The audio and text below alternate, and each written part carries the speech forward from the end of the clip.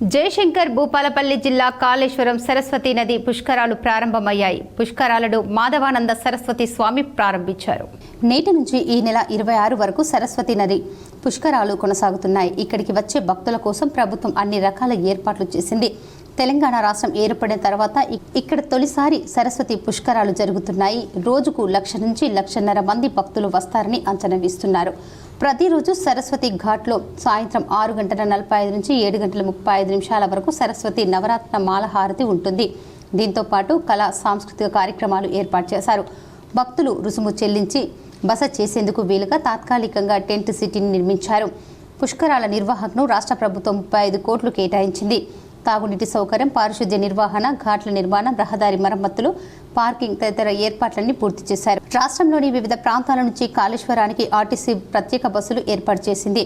గురువారం సాయంత్రం 4:30 సీఎం రేవంత్ రెడ్డి దంపతులు కాళేశ్వరంకు చేరుకొని పుష్కర స్నానం ఆచరించి కాళేశ్వర ముక్తేశ్వర స్వామి వార్లను దర్శించుకున్నారు. అనంతరం సరస్వతి నదికి ఇచ్చే ప్రత్యేక హారతిలో పాల్గొన్నారు.